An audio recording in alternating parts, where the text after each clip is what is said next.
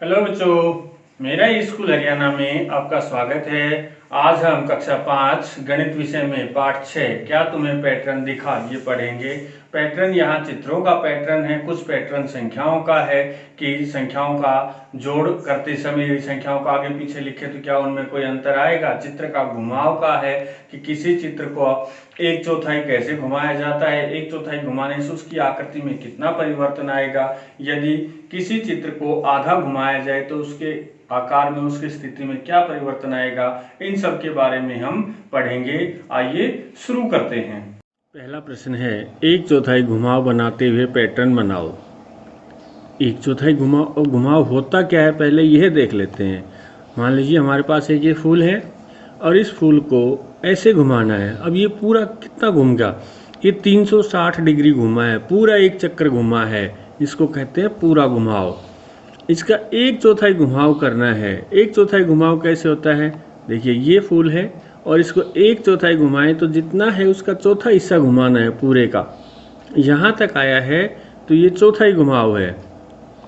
और अब इससे आगे चौथाई घुमाव इस स्थिति में जाएगा तो यह चौथाई घुमाव होगा। तीन आकृतियां हमारे पास आ गई। चौथी आकृति क्या होनी चाहिए कि एक चौथाई घुमाव से आगे क्या आएगा। एक चौथाई घुमाते हुए ये चार आकृतियां हैं हमारे पास, इनमें से कौन सा उत्तर होना चाहिए, पहला, दूसरा, तीसरा या चौथा।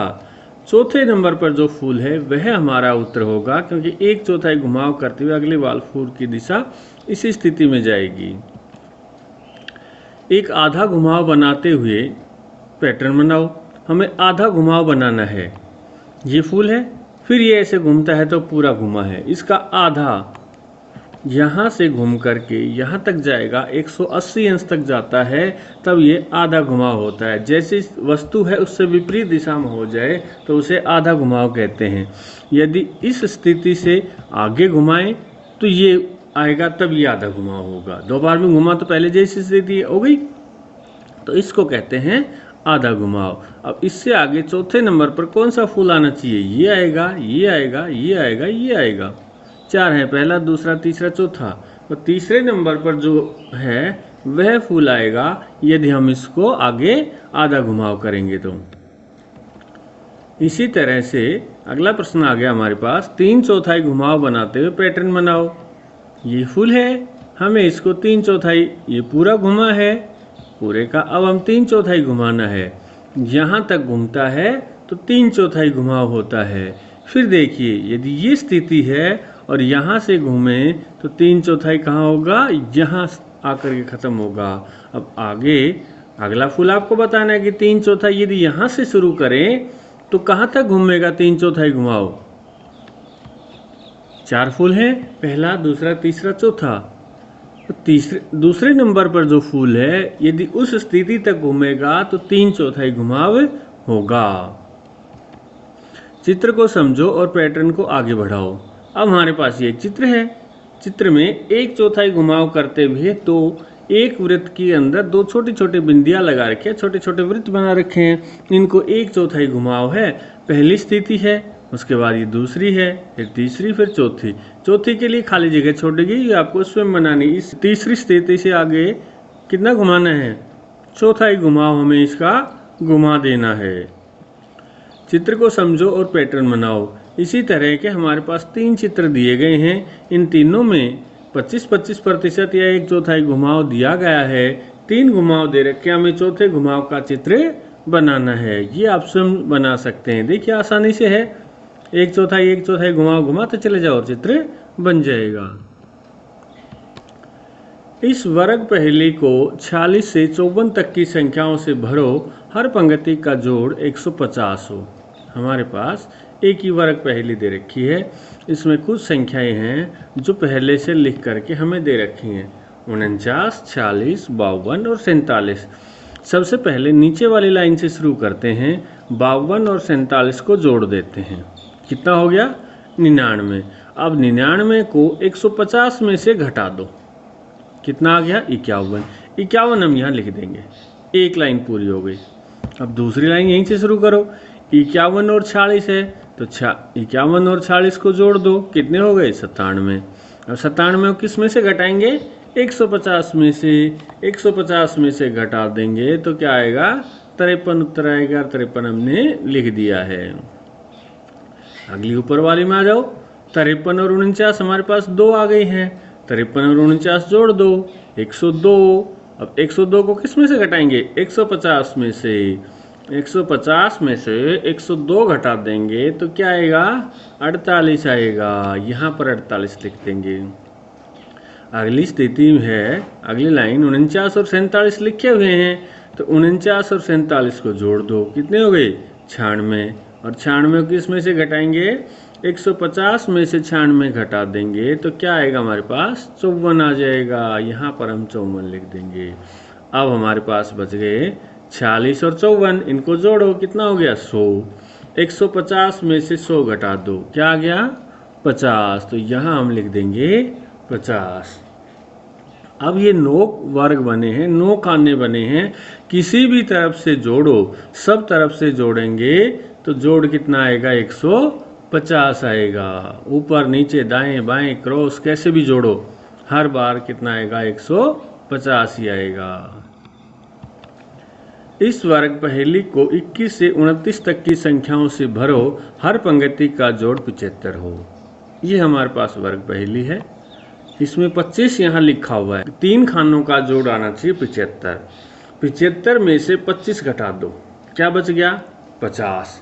अब 50 को हमें देखना है, 2 टुकड़े बनाने हैं। 2 टुकड़े कैसे, जो 21 से 29 के बीच के ही हों दोनों संख्याएं। तो सबसे पहले 21 और 29 को जोड़ के देख लो। 21 और 29 कितना होते हैं, 50। इसका अर्थ हुआ कि पहला टुकड़ा तो यही हो जाएगा, 21 और 29। 75 एक लाइन हो गई। अब 21 से 22 की तरफ जाएंगे, एक इधर से बढ़ेंगे और 29 से घट के 28 पे आ जाएंगे। तो अगला जोड़ा हो जाएगा हमारे पास 22 और 28।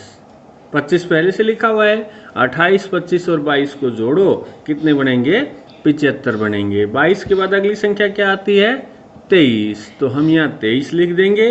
और 28 से 1 कम आ जाओ, 27। 23 और 27 50 और 25 पहले से लिखी हुई है, 75, ये भी बन गई। 23 से आगे क्या आता है, 24। तो ये 24 और अगला क्या बनेगा, 26। 24 और 26 50, यहाँ पर 26 लिख देंगे।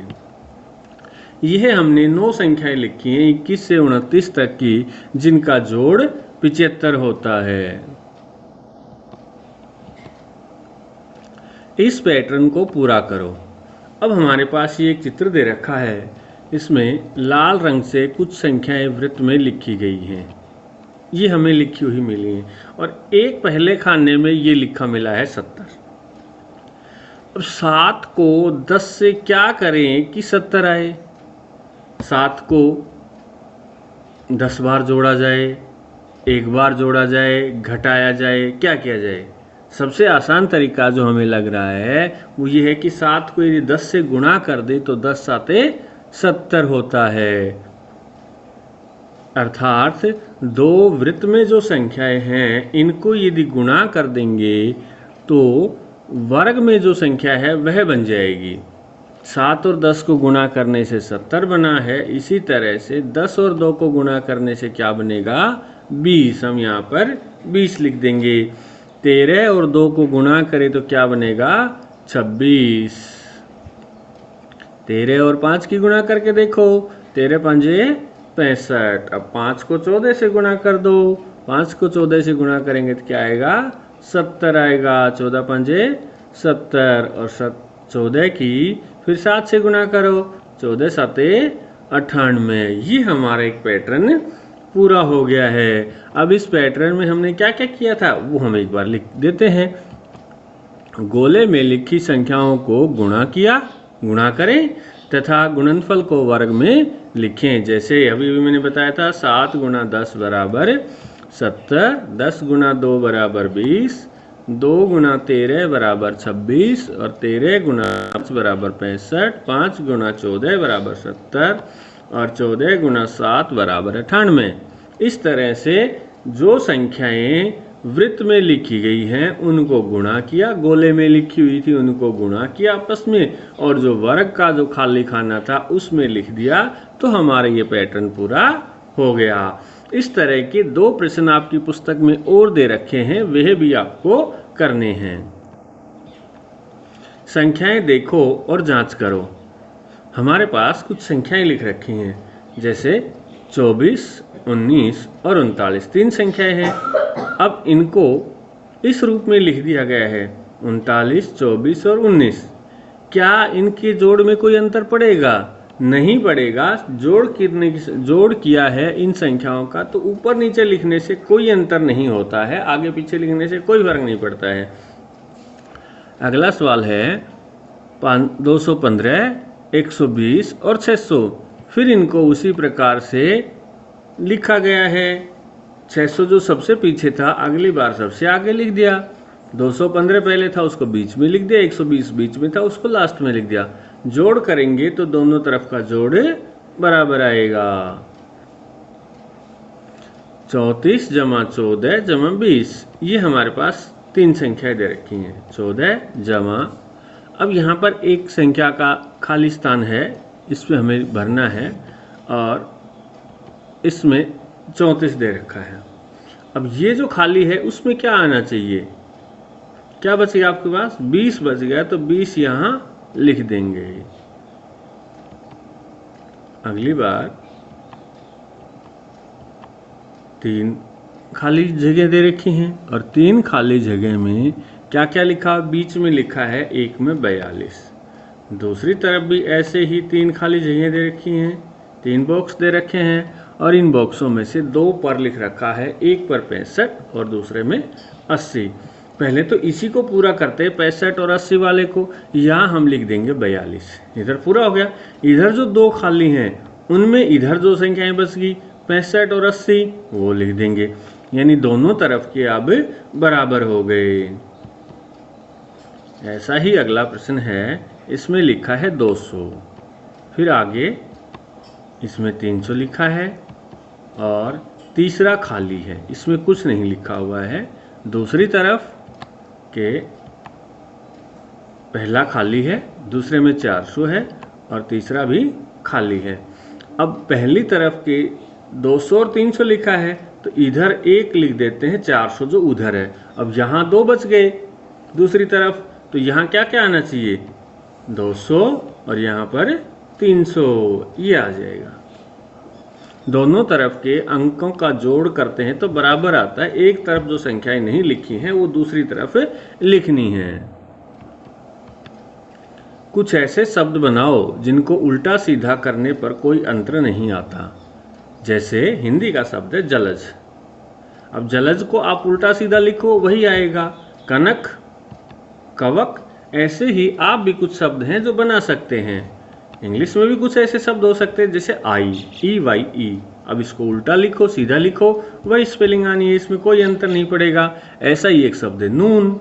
ऐसे और भी शब्द हो सकते हैं, यदि आप ढूंढेंगे तो बहुत सारे शब्द मिल जाएंगे।